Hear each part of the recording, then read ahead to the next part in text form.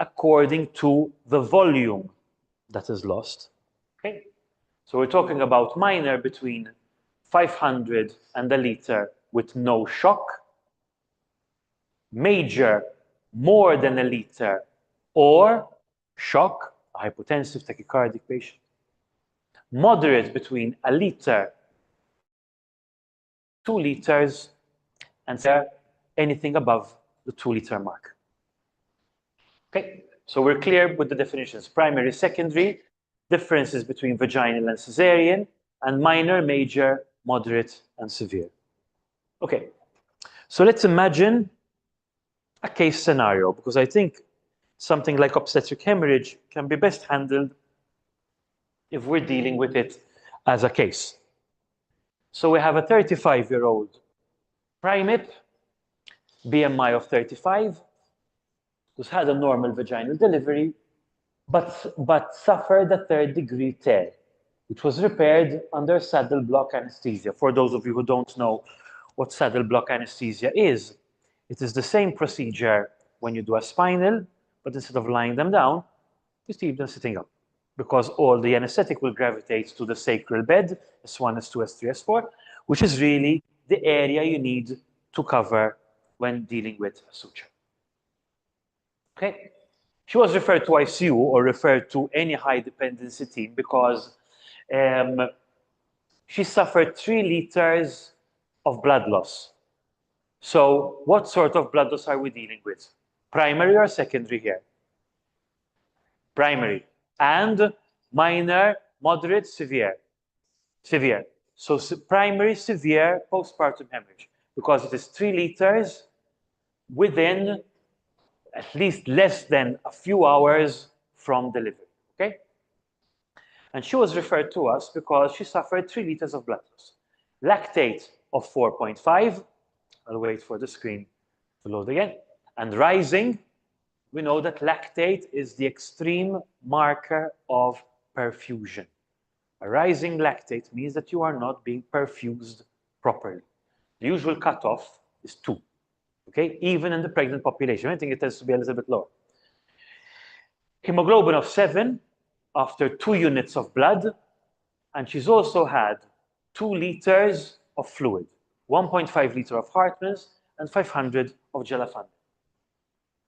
Now, I don't know what the practice is here, but most patients who get a cesarean section with us will be on a very low dose phenylephrine infusion for the duration of the procedure, and we'll wean it off. It just counteracts the hypotension that the spinal gives you. In this case, we have been unable to do so. We cannot get her off the phenyl, despite the infusion being at max, 2 units of blood, 2 liters of fluid. Her MAP is still 55. Current management, she's receiving oxygen via nasal prongs with saturations of 98 and maintaining a respirate of about 25. We're still waiting for the blood work from the lab. Her urine output, she's passed 30 to 40 mils into the urine catheter.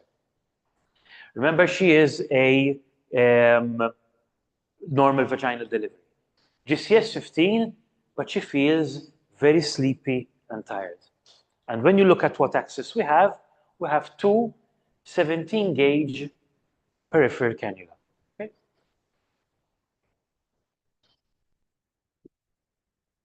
Can you think of causes of postpartum hemorrhage?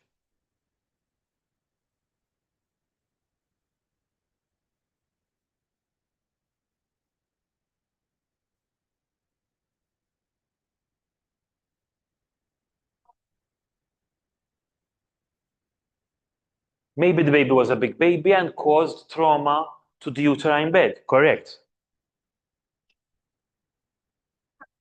Uterine atony, correct? Correct. So you're giving me all good things. I can summarize them all into 4 T's for you. Tone, anything wrong with the tissue, any trauma, and thrombin, anything wrong with the coagulation cascade. And that is the first thing I want you to take away from this talk. Whenever you are dealing with postpartum hemorrhage, you ask yourself, is it a problem of tone? Is it a problem of tissue? Is it a traumatic problem? Or is it a problem with the coagulation cascade?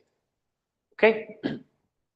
Tone tends to account, uterine atony, tends to account for 70% of postpartum hemorrhage. Trauma 20, tissue 10, and thrombin 1%. And usually, thrombin is so low down because it is a deterioration of these, okay?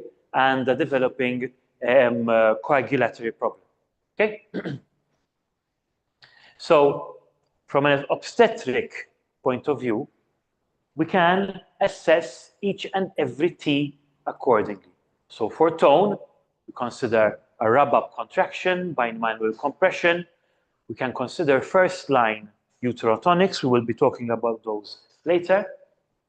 If it is tissue, we need to consider whether there is some form of retained product of conception and whether a manual delivery is required. Trauma, inspect the birth canal and check whether you need to perform any suturing, and thrombin. For every T, irrespective of which T it is, you need to insert 2 large bore cannula. You remember that ours are 17. Good, but not good enough. 2 14-gauge peripheral venous cannula, a battery of urgent bloods, which you have to take. You start fluids, and you give tranexamic acid 1 gram IV. First line, over 10 minutes, okay?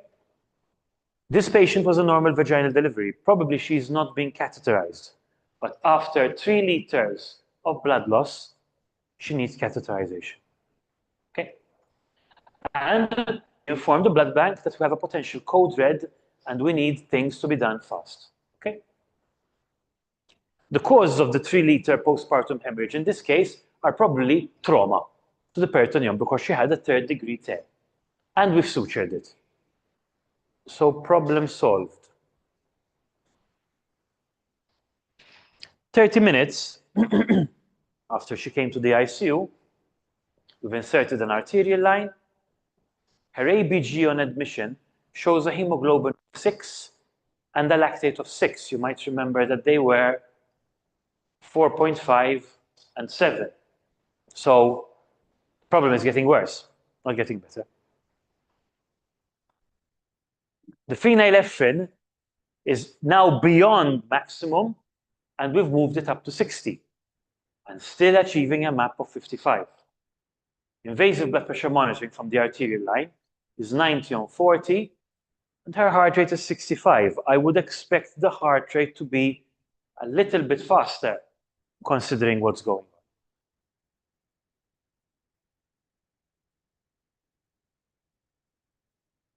What could be going on? We fixed the problem now. It was a trauma to the birth canal. We sutured it. So what do we do whenever we still suspect ongoing postpartum hemorrhage? We go over the 4 T's again. Tone, tissue, trauma, thrombin. Okay? We look for more PV bleeding. And once you uncover the patient, you find that the pads coming from the vagina are soaked in blood, and you can still see blood ongoing. Abdominal exam, the uterus is soft, palpable above the umbilicus. So what could be the problem? The trauma seems to have been fixed. So it's very likely to be tone. Well done. The midwives all said it together. Tone. Uterine atony. And of course, you have to exclude tissue by examination or ultrasound. What to do? You call the ICU doctor and you call the obstetrician, and once you have it available, an emergency obstetric drug box. Okay? We've already called blood bank, and we have to make sure that our blood is available and to start transfusing. If that is not available quickly, we get O negative. Okay? We have to measure the blood loss, weighing of the Inco sheets, the pads, to estimate correctly how much blood your mother is losing. You keep on resuscitation with Hartmann's and gelafandin until the blood arrives. If not done so already, you give 1 gram of tranexamic acid over 10 minutes, and this is repeated every 8 hours. And clearly, phenylephrine is not enough. You have to switch to something that nature created, not that humans created in a lab. You switch to noradrenaline, and you have to start considering the insertion of a central line, because you're going to be giving lots of drugs and lots of fluids. Okay? The bloods we've already taken, and these are the drugs that you can consider. Either a bolus of syntocinon IV, and I know that there are also syntocinon suppositories and pessaries available, but in this case, you want it. There's no way that with all that bleeding, a pessary is going to work, because you put it in, it will come back out. Okay? So in this case, you have to go for an IV bolus followed by an infusion. If the syntocinon is not enough, you consider synthometrin IM, if there are no contraindications, and carboprost subcutaneous, in this order, all to treat the uterine atony that we're dealing with. Okay? Okay, so we've dealt with the trauma, we've given all our drugs, we've done a rub-up again, the problem is solved, right? 60 minutes after admission, the obstetrician is present, we've given the Sonto bolus, the centrifusion, we've given 3 shots of carboprost, they've performed a quick bedside ultrasound and there's no tissue retained in the placenta, bimanual compression, and they've considered inserting a Bakri balloon. You're all aware of what a Bakri balloon is. Essentially, it's a small device that's inserted beyond the surface and inflated, and it essentially acts as a tamponade. It's literally a balloon that sort of blocks bleeding further, okay? Blood loss is a further 1 liter. NORAD is up to 15 mils an hour to maintain a MAP of 60. Well, there's a small improvement. We're no longer 55, we're 60. Wow. And we've given our tranexamic acid shot, and now we're infusing a 2nd gram over 8 hours. Okay. The Bakri balloon is in situ, and the blood loss is now controlled. There's no more vaginal bleeding noticeable. So far, we've measured 4.5 liters in total of blood loss. She's had 4 units of red cells. NORAD is down to 10 from 15, and the tranexamic acid infusion is ongoing. Okay? So, problem solved. Yes? 4 hours after admission, the Bakri balloon is still in situ, but she's now lost another liter. So now we are at 5.5. NORAD is up to 20 now. Her temperature is lowish, and the blood work we took is back from the lab. And we have a fibrinogen of 1.5 grams per liter, platelets of 45, and a coagulatory ratio that is elevated.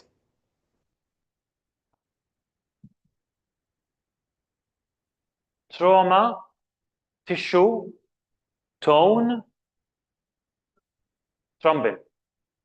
So now, remember that significant blood loss in any human being will cause a dysregulation of your coagulatory cascade.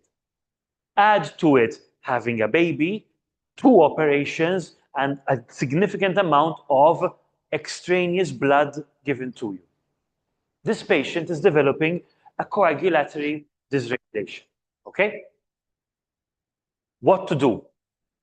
You call the ICU doctors, the obstetricians again. You keep measuring your blood loss, as you always do. You need to get more blood and transfuse, aiming for a hemoglobin above 8. And now you have to consider blood products. Fibrinogen, it's low. It should be above 2 at the very least. Platelets, fresh frozen plasma, and calcium. Remember that products from the blood bank tend to be calcium deficient. They tend to be chelated. So giving calcium will ensure that the blood you're actually giving is going and staying where it should be. And obviously keep the patient warm. And once you are in this active hematological resuscitatory phase, you need to give yourself goal-directed therapy. Sort of in line with the question you were asking earlier, sort of how to know when to stop giving fluids, etc. You need to know that you're achieving your targets. Not with fluid, with blood this time. So you're achieving a MAP of 70, 60, 70. Increasing your temperature, improving your pH, your fibrinogen rises, your hemoglobin is kept, and your platelets are rising and your calcium as well. If you have a hematological service, you should consider speaking to them early to titrate your treatment as needed. Okay? You continue measuring your blood loss, goal-directed therapy, repeat investigations, specialty referral, and you consider the implications of a massive transfusion. Things like transfusion-related infections and fever, transfusion-related lung injury, volume-related injuries with pulmonary edema, because now you've given a significant amount of fluid and blood that is not the patient's. Okay?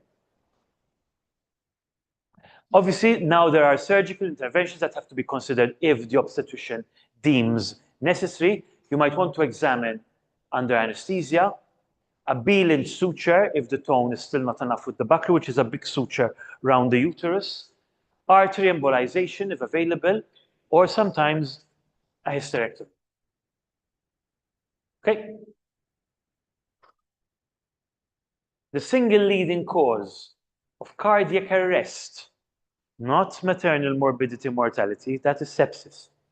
The leading cause of cardiac arrest in obstetric patients is hemorrhage, because it is very often underestimated and the resuscitation is inadequate and not fast enough. Okay?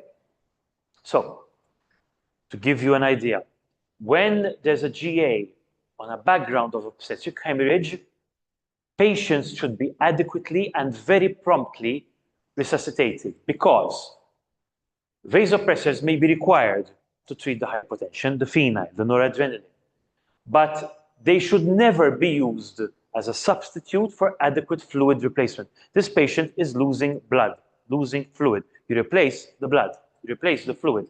The inotropes help you. They do not replace the fluids. Okay? This is very relevant, especially when anesthesia is being converted from a neuraxial procedure to a GA. Okay? This is a copy of the massive obstetric hemorrhage pro forma. It's a booklet which whenever we suspect a postpartum hemorrhage patient is starting to hemorrhage, we take it out, all the people involved log down their names, and we go through sort of like this case scenario, documenting what we're giving, who we've spoken to, etc., etc. In summary, we've talked about the difference between antepartum and postpartum hemorrhage. We talked about postpartum hemorrhage being primary or secondary, whether it's vaginal or after cesarean, and how severe it is. And we've gone through a typical case scenario that could happen any day in any obstetric situation around the world. And whenever you're dealing with postpartum hemorrhage, you're going to be asking yourself the 4 T's. Is it trauma? Is it tone? Is it tissue? Is it thrombin? Thank you. Questions? Thank you very much. So for this week, if you have considering blood products, especially classified for the and how many units? Okay. How to consider? So, very good question. Usually there is a standard pro forma which you give, for example, 2 units of blood, 2 units of plasma, 1 unit of platelets. In reality, I would be guided by your blood work, your blood investigations. For example, if you're sitting at a hemoglobin of 7, I would transfuse 2 units of red cells. I would go with 2 units of fresh plasma and 1 of platelets, and I would watch for a response. Okay, but there's no, sometimes the code reds come with a predetermined. You have to be guided by your clinical situation and the blood work, because it's pointless if your platelets are picking up at 90, 100, then certainly I wouldn't be giving more platelets, even if the protocol told me to do so. I would be titrating depending on the clinical situation. Wait, Ash, I'm getting old.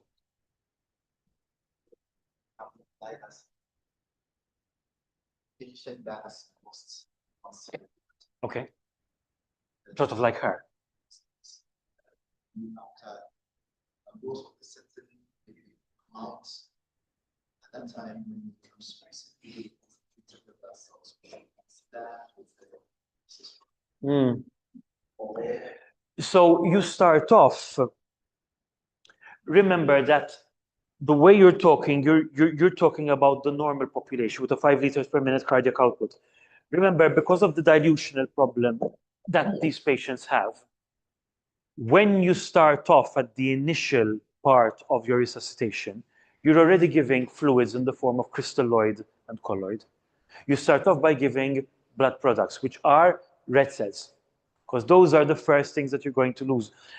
The only time where I would start giving platelets and plasma early on is in a situation where I already knew that there was a pre-existing coagulopathy, not as part of the protocol is very clear about that. You start off with red cells only after you have initial investigation and you suspect, because if you think about it, in reality, not all patients progress to the thrombin bit. Okay, so we might have easily stopped somewhere here. And she responded to 4 units of blood. You still have to bear in mind that you are at an increased risk of transfusion-related problems, fever, sepsis, fluid overload, lung injury, etc. But I wouldn't give blood products like plasma and platelets unless I suspected that this was an issue. Because certainly then I would be, the risk that I would cause more fluid overload outweighs any potential benefit I would get from giving her thrombin in the first place.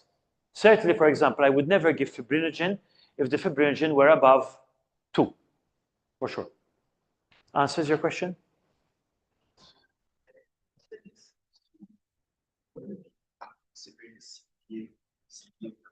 Okay. Okay.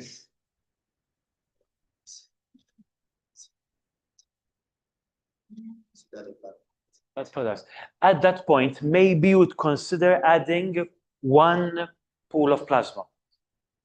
Platelets only if there is a proven thrombocytopenia. I know what you're trying to tell me. You're losing blood and you're using blood products. Wouldn't it be wiser to start replacing with blood products earlier on? Remember that blood products are a very, very precious commodity. So with an element of justice, you have to remember that there are other patients in the hospital as well. And also, because resuscitation has proven that in the initial stages, crystalloid is very much enough. But at 3 to 4 liters, certainly, what you should do is make sure that the bloods you sent for investigation to the lab are being worked quickly. Because by that time, 3 to 4 liters, it's very likely that you have a thrombin problem, for sure. Does that answer it? You first? Okay. There's a question online. Okay, let me read it.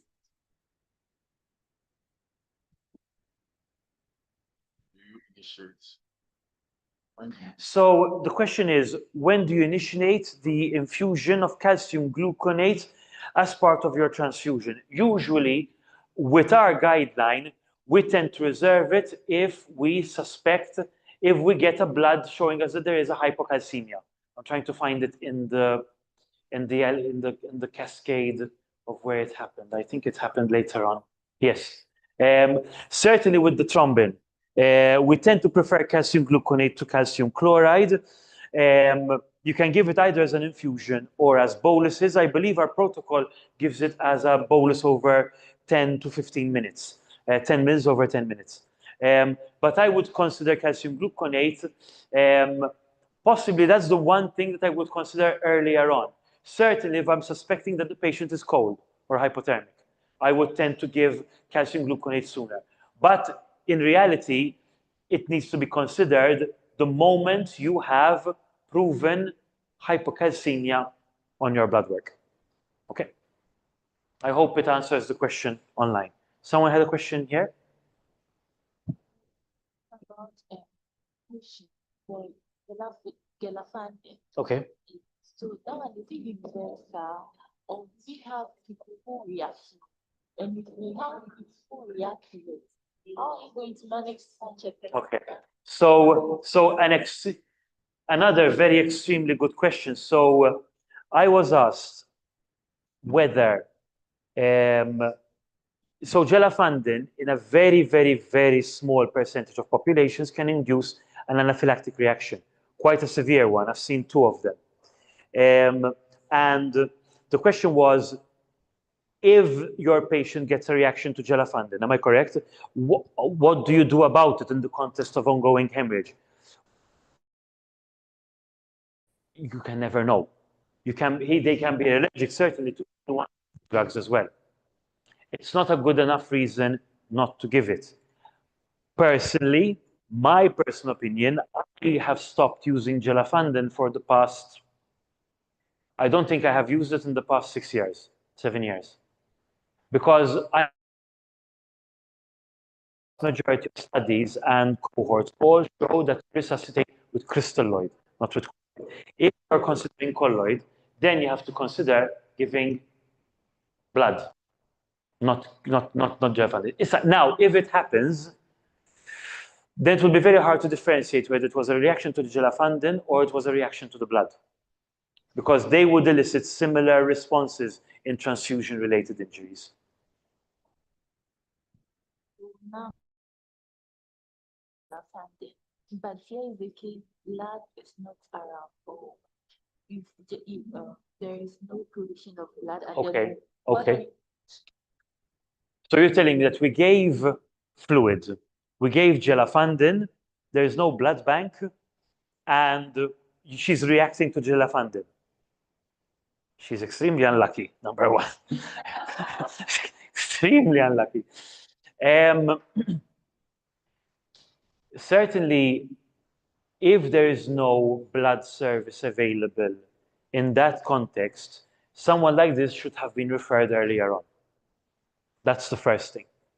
2, if she does react to the gelafandin, usually it would be some form of vasodilatory response, in which case, there you'd have to consider upping your inotropic support to counteract the vasodilatory anaphylactic shock you're getting from the gelafandin. But certainly, if you have a case of postpartum hemorrhage and no blood is available, then either she needs to be shifted out quickly, because that becomes an emergency. Because as we said before, blood has to be replaced with blood. The fluids and the gelafandin are only buying you some time. Okay? There was another question somewhere, I believe. No. Any more questions online? No. Okay. Thank you. Shall we move on to, yes?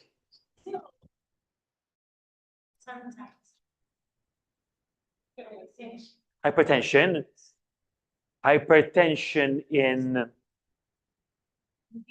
I'm trying to think of a situation where what would happen is, if she has a concomitant disorder, if she was a preeclamptic patient, or she had gestational hypertension, or a pre-existing hypertensive, eventually when you start bleeding, eventually your blood pressure will drop. It might take these patients longer because they have a concomitant sympathetic drive that's sort of fighting against. But usually, how long did you find out what was the problem with this patient? She was hypertensive.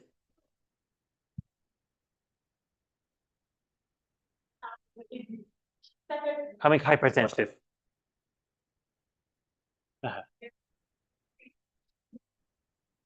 So we took it for bread or eclampsia. 100%, yes. Maybe the max of it. So it was like. And she was bleeding as well. Then it was the simple case of her having two pathologies at the same time. Another very unlucky woman. Which makes your job, guys, really difficult.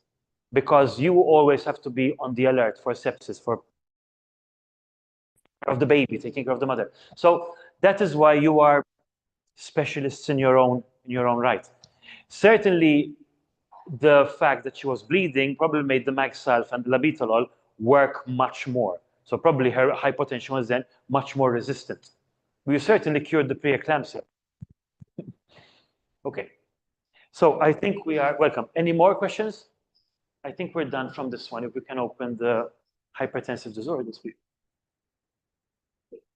If it's okay, we'll carry on with the next lecture. And then, there's another question. After a person patient who has a risk of postpartum hemorrhage. Okay. In the case of, let's say Okay.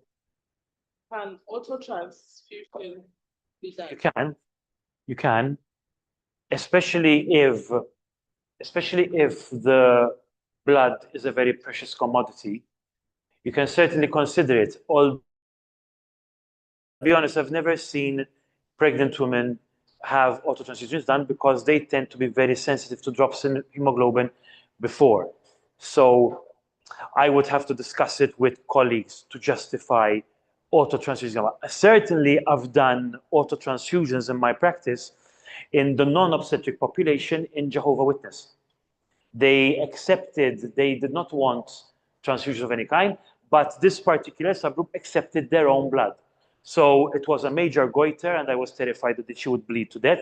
So intraoperatively, I pulled out a unit of blood and kept it there just in case. Thankfully, the surgeon knew what he was doing, and we didn't need it. Autotransfusion in pregnancy. I mean, everything can be done, but we've just spent an hour saying that a pregnant mother is very susceptible to oxygen carrying capacity, etc., dilutional anemia. I don't know. The more I think about it, the more I wouldn't do it. The question? No. Okay, just relaxing. Okay, Mela, we can proceed. If it's okay for you guys, I'll carry on with the next presentation, then I'll take a break for my voice afterwards. Okay? Okay. So, preeclampsia, its management, and other hypertensive disorders of pregnancy. And 10 points to anyone who can guess why there's a picture of Zeus, the Greek god, the Greek king of the gods, on my first slide. Any idea? So Zeus, his right hand is hidden over here, but usually he'd be holding a thunderbolt. And eclampsia comes from the word lampus, which is lightning, because it happens really quickly. So I thought I'd be funny and put the Greek god of thunder on the front page. But moving on. So the aims today are 3 for this presentation. We'll be looking at the management of preeclampsia and eclampsia in the acute setting. We'll appreciate different hypertensive treatment regimens to our usual options in the non-obstetric population. And we'll talk a little bit about HELLP syndrome. And HELLP syndrome, if you're ever asked what HELLP syndrome is, it is a particularly nasty form of eclampsia. That's what it is. Okay? We know it's an acronym for hemolysis, elevated liver enzymes, and low platelets. But in reality, it is eclampsia that is very bad. Okay? Okay. A multi-system disorder of pregnancy, which is characterized by hypertension and organ system derangement. Okay? And the origin of preeclampsia starts at the placenta. It results from a defective trophoblast invasion of the spinal arteries in the placenta. basically, it's early placental failure. This results in a placenta that has high resistance vessels rather than low resistance vessels. The placenta becomes a little bit hypoxic, which causes an immune response, which gives you preeclampsia. In fact, the vascular bed starts remodeling, becoming narrower, more tortuous, and muscular. So we go over it again. Abnormal placentation, there are quite a few risk factors predisposing you to abnormal placentation. The abnormal trophoblasts invade the endometrium. The spiral arteries become more tortuous, and the placenta becomes a little bit ischemic. And this ischemia triggers an immune response that causes systemic dysfunction. Okay? As always, when dealing with any form of pathology in the human body, we start off by a definition. And the definition here is that preeclampsia is defined as development of hypertension from 20 weeks gestation with evidence of end organ dysfunction. In the past, we only used to talk about proteinuria. Nowadays, any form of organ dysfunction beyond 20 weeks and in the presence of hypertension is defined as preeclampsia. Okay? And organ dysfunction can take many forms. It can be an albumin to creatinine ratio of more than 8 milligrams per millimole. It can be a protein to creatinine ratio of more than 30 milligrams per millimole. The typical proteinuria over 24-hour urine collection. An abnormal CTG. Again, the patient has grown a new organ, the placenta, and dysfunction of the placenta should be considered as a definition of preeclampsia, along with the 20 weeks and the hypertension cutoff. Liver derangement and hematological abnormalities. And hypertension is defined as anything above 140 over 90. Okay? With me so far? Yes. So, obviously, there are other definitions of hypertension within the pregnancy context.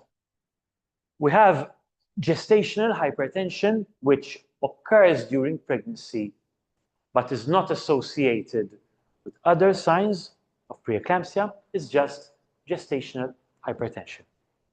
You have patients who had hypertension prior to getting pregnant, and obviously eclampsia, which is literally a seizure in a patient with preeclampsia.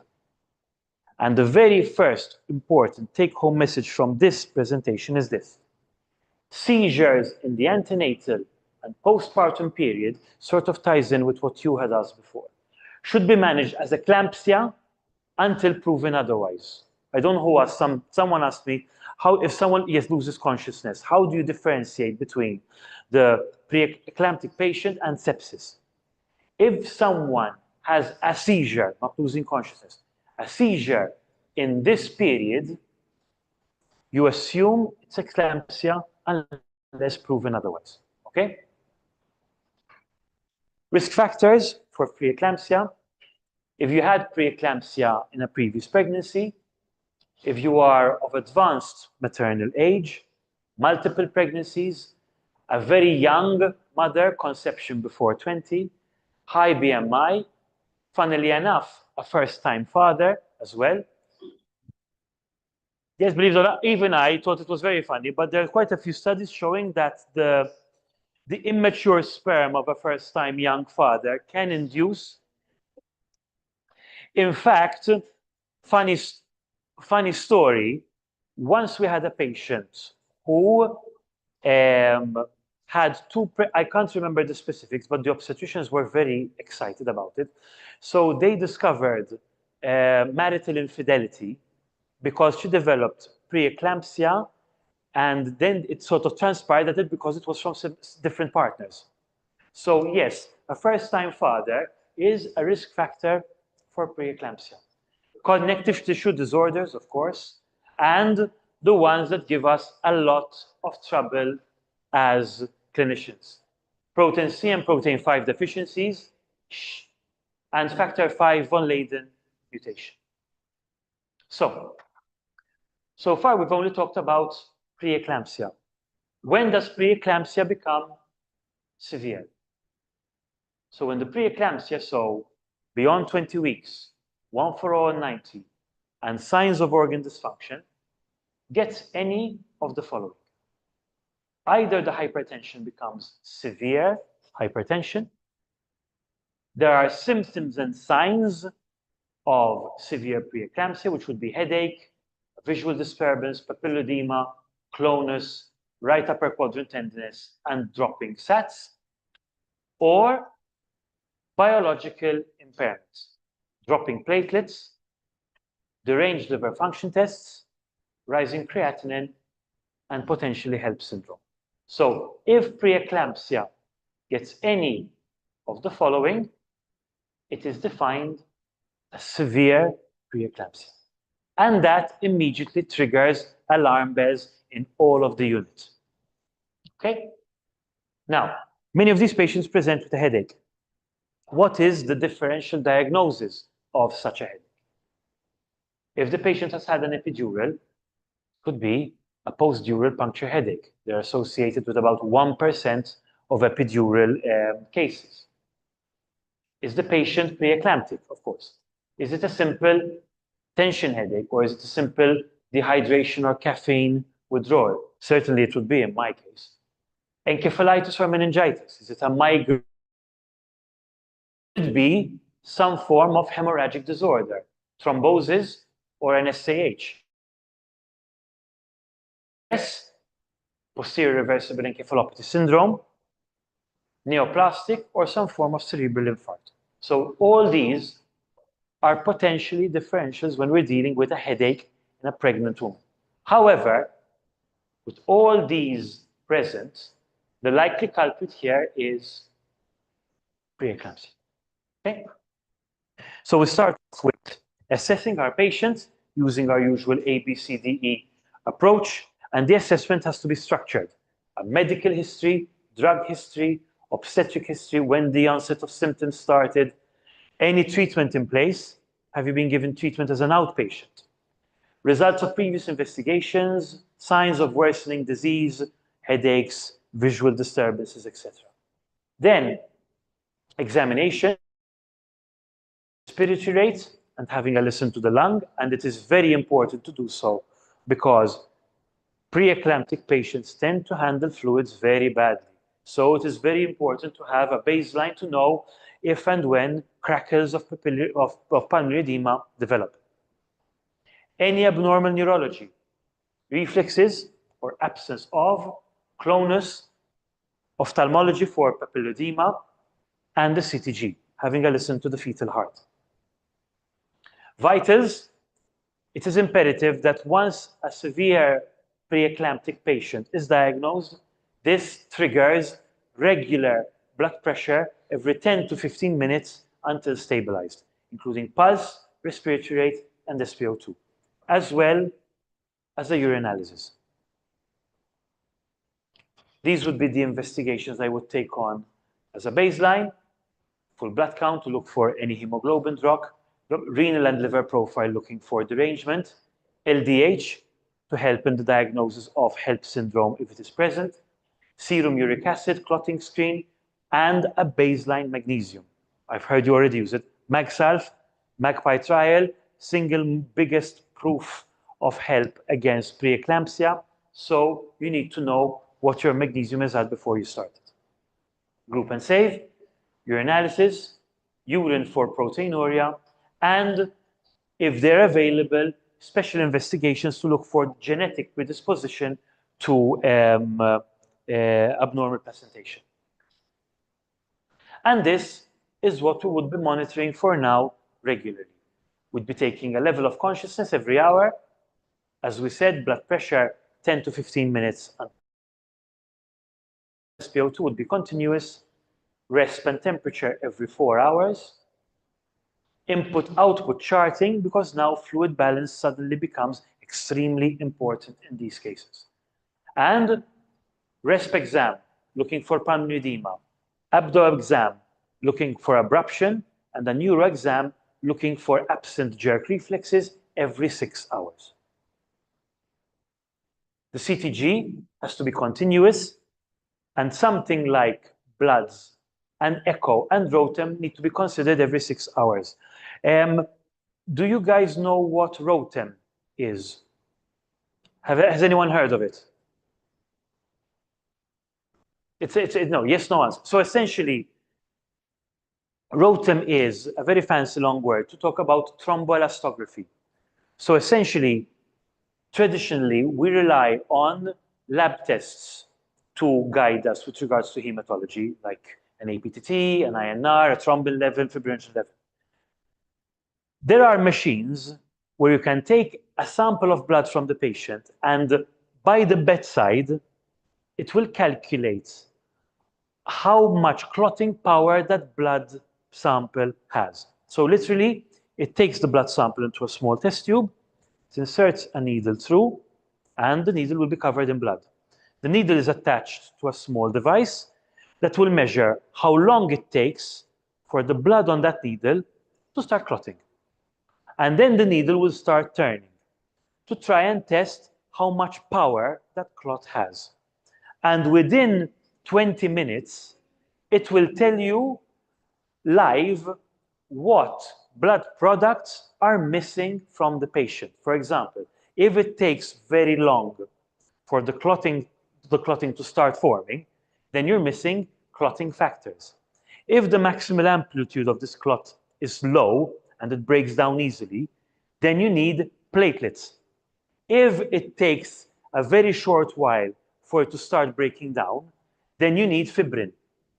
So essentially, the ROTEM is a very handy tool to have in these cases, and I will be discussing with.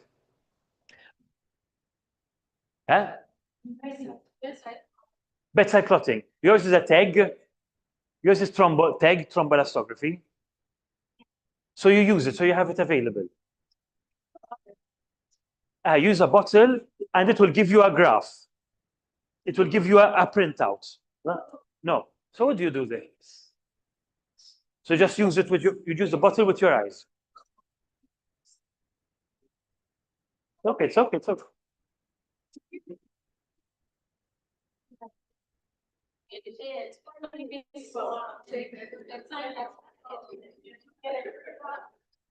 Efficient, I will say. However, that will tell you only how long it takes to clot. It doesn't tell you how strong the clot is, how quickly it will break down, and what products are missing. I'm not, listen, I am, actually, I feel I should lift my hat to you for being so, because I must admit, I've never heard of it used in that way. However, surely, the one thing I will say is that this machine is not expensive. And certainly there are more expensive things that you have here. And I will speaking with Akosua because the ROTEM is not only used in cases of obstetric hemorrhage or in cases of obstetric coagulopathy. It can be used anywhere, in trauma, in resuscitation, in post-op surgery, in coagulopathies, and in obstetrics. So it's certainly something worth considering, but that's a discussion with admin, not here. So CTG is essential if the patient is beyond 28 weeks gestation, should be considered from 24 weeks gestation. During labor, improvement of the patient's clinical condition, an ultrasound scan should be organized, and the MCA and ductus venosus may also be useful, especially in growth-restricted pregnancies. Now, we've talked about diagnosing preeclampsia and monitoring preeclampsia. How do we manage it? 3 ways. You manage the hypertension, you deliver the baby and the placenta, and you stop eclampsia from happening. If you get eclampsia, then your management of preeclampsia has failed. Or, more likely, the patient is resistant to your current treatment. Okay? So, a systolic blood pressure reading of over 160 should be avoided because this is a significant increase in mortality from an intracranial hemorrhage. In most protocols devised, labetalol is the first line licensed antihypertensive agent to be used in pregnancy. A single dose of 200 milligrams. This should be avoided if the patient is asthmatic, has a known heart block, or has a very slow heart rate. Okay? Nifedipine is considered a second-line therapy and is used off-license in pregnancy. A maximum of 2 doses PO can be used. If hypertension persists despite either the 2 doses of labetalol or nifedipine, IV therapy needs to be started. And we've arranged them into a very, okay? And these are our targets. Systolic blood pressure of less than 150, diastolic blood pressure between 80 and 100. And we've arranged them into a very simple algorithm. You will get these slides because I don't think you'll manage taking pictures of this. So we've said that we have achieved a blood pressure of more than 160 over 110 on 2 separate readings. We assess whether the patient is asthmatic or bradycardic, and we decide whether we go down the PO nifedipine route or the PO labetalol route. We check whether there is an improvement in blood pressure, and we either decide to continue down the oral route. If there is no response, then we have to start considering IV hydralazine, IV Maxalf, or IV labetalol. Okay? This is a bit of a summary of how they work orally. So labetalol being an alpha and beta blocker, and the side effects would be maternal and neonatal bradycardia and tiredness. And this is how we deliver. This is based on the EPSA, European Pharmacological Safety Agency, and this is what's recommended when it comes to prescription of these agents. Calcium channel blocker, nifedipine, problems with it is headaches and constipation. And hydralazine is a calcium channel blocker with direct vasodilatory effect. It is quite a strong IV agent, and it can cause quite a significant headache and flushing. Okay? So, something about labetalol.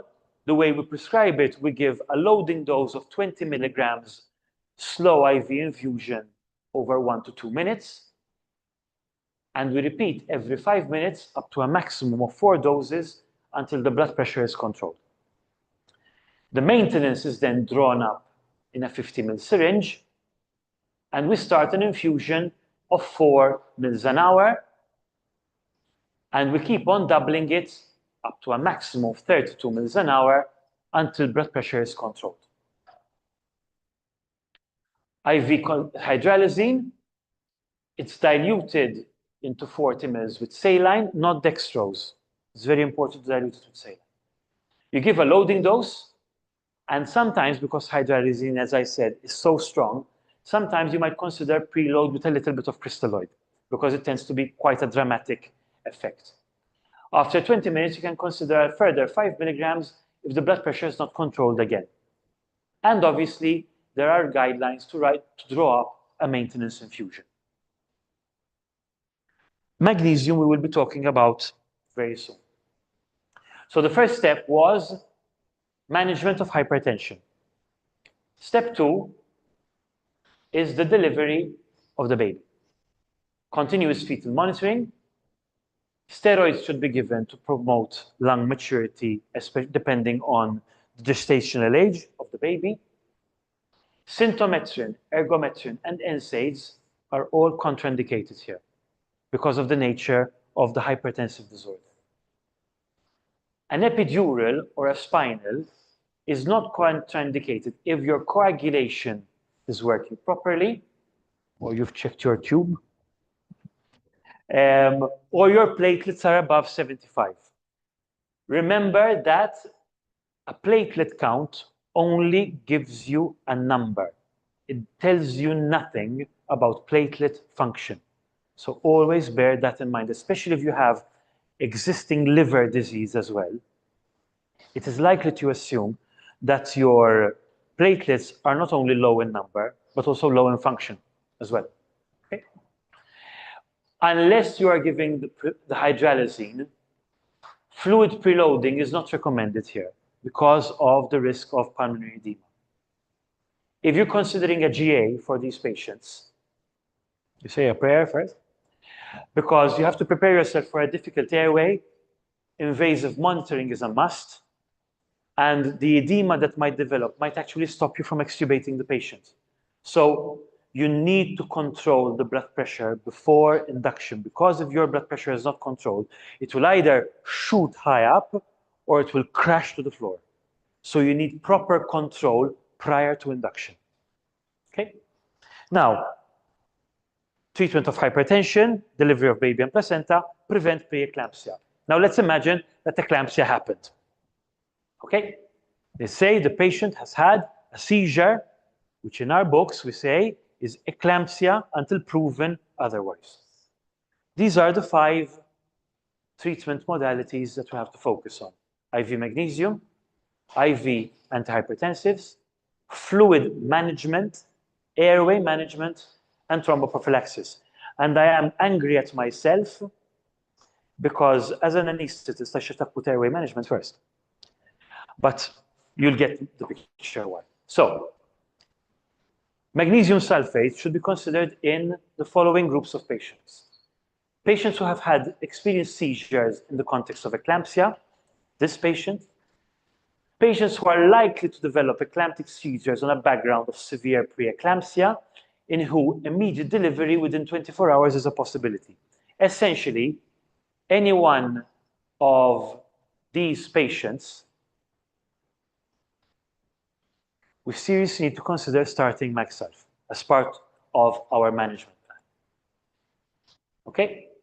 And also, patients with one or more of the following manifestations of severe preeclampsia, which are really the things we had in those 3 boxes: severe hypertension, epigastric dysfunction, headaches, visual disturbances, a drop in urine output, pulmonary edema, and biochemical and hematological derangement.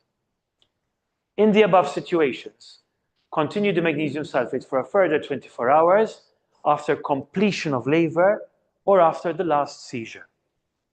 And this is how we prepare magnesium sulfate locally.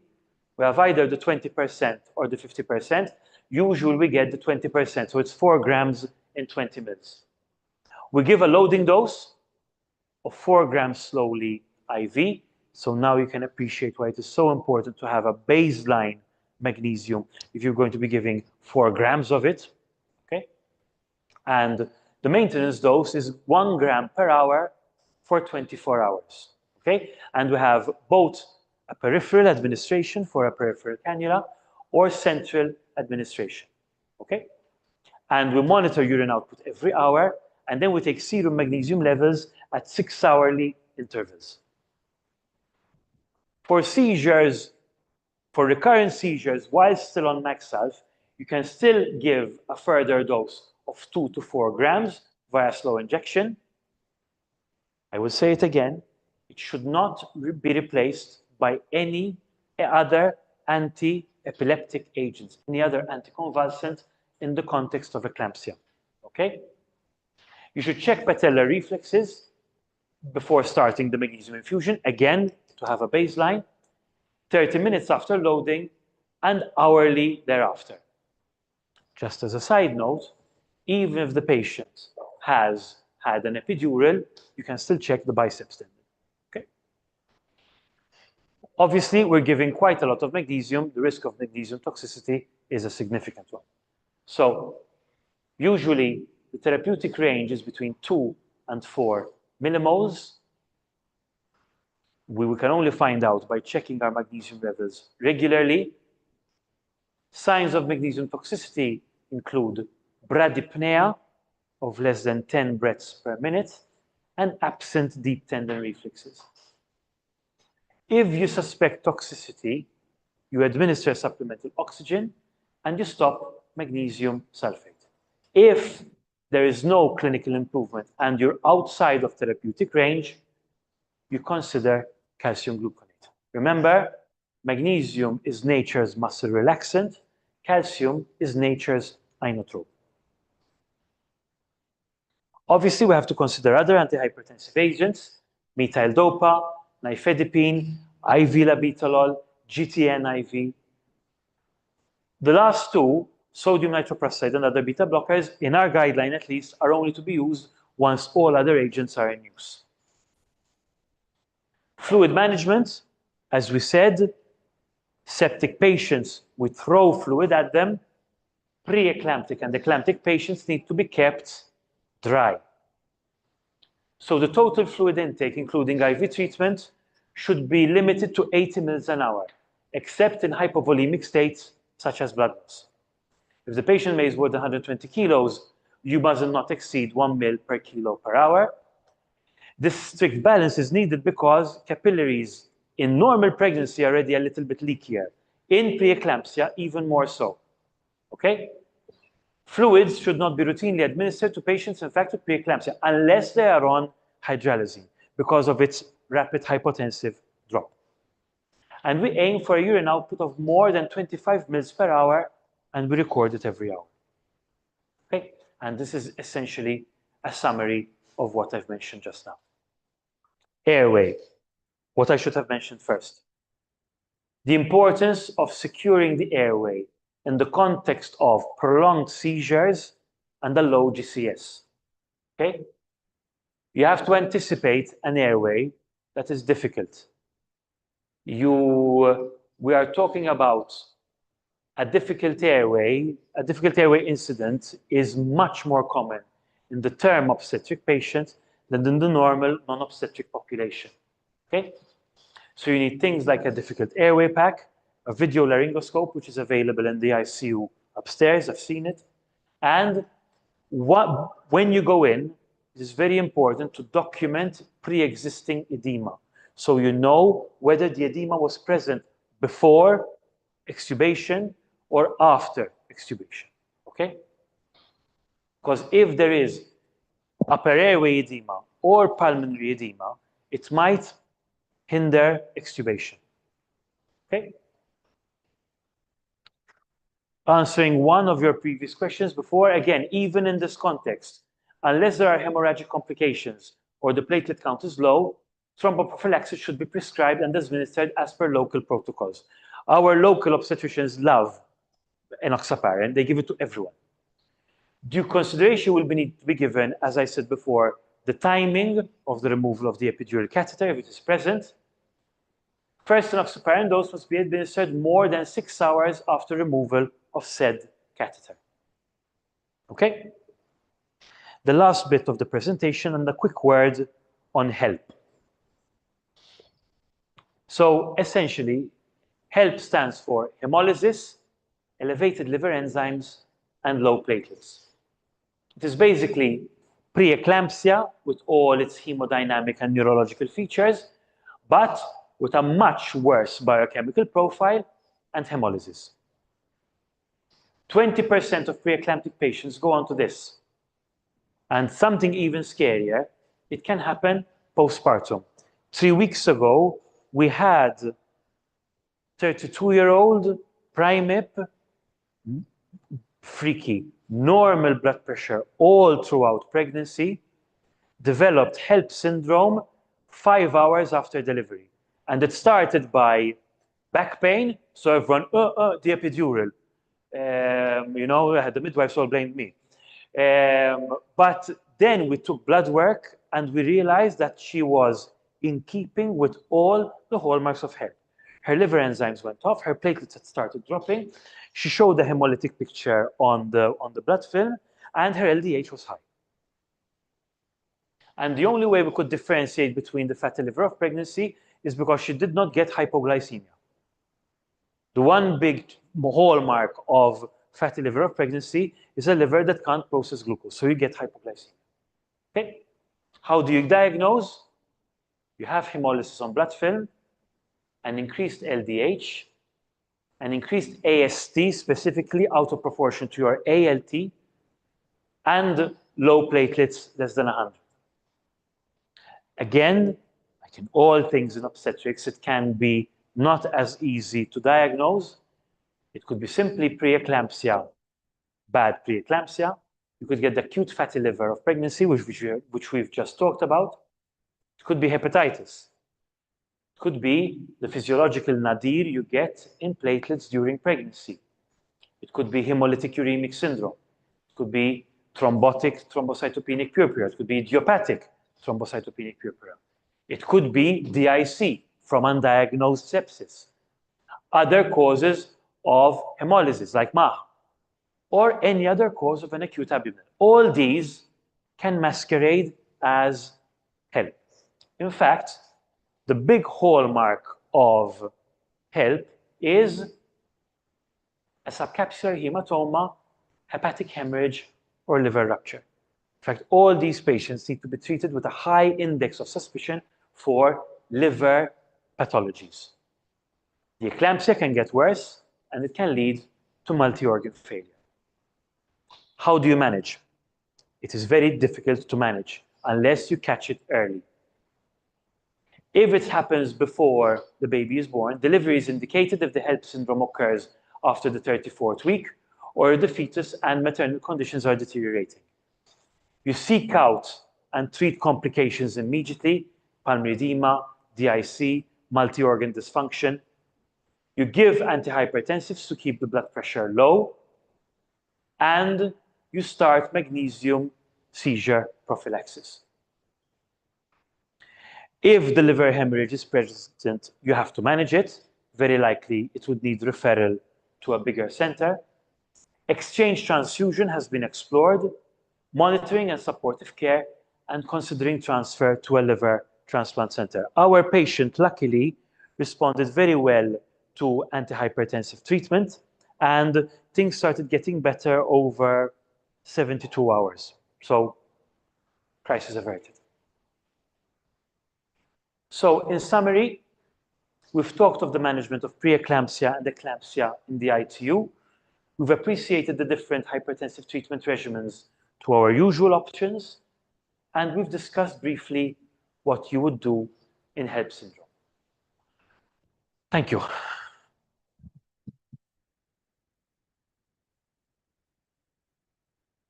Questions?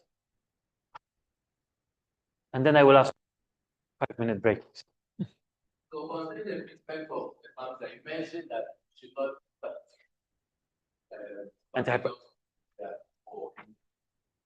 so I'm asking that, is there any point in time of management where you consider sort of second line? I always get this question every time I give this presentation. So you've given magnesium sulfate because you're treating this as an eclamptic seizure, but then what? If she's still seizing, what do you do? In that case, if you have maximized your magnesium sulfate treatment and you still have seizure activity, first you have to consider whether you need to protect the airway. And the airway management would mean sedation and agents that are anti-epileptics themselves. Okay? If that is not enough, then other agents would be considered depending on whether the baby is still inside or not. You have to consider things, although it's late in term, teratogenicity is not on the cards here, but you have to consider things that might actually obtund the mother further. If she's regaining consciousness in between seizures and you're giving something like a benzo, you might deteriorate the airway more. So yes, it is not easy to know when I give up on my maximum magnesium therapy. Usually, in resistant cases like this, I've had 2 in my career, I speak to a neurologist colleague and we decide together. And their answer will always be, first maximize that, and then we'll discuss. Okay, does that answer your question a bit? Questions? Anything online?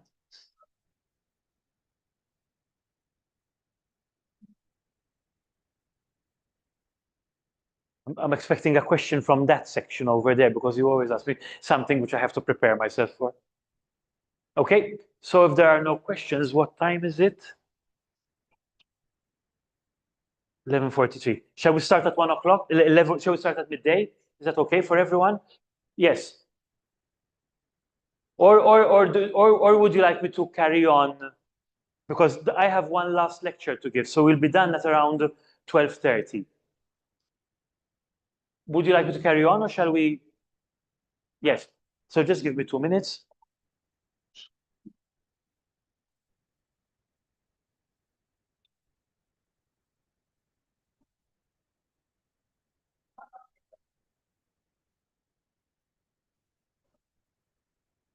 That one too, Suji. Yes, 5.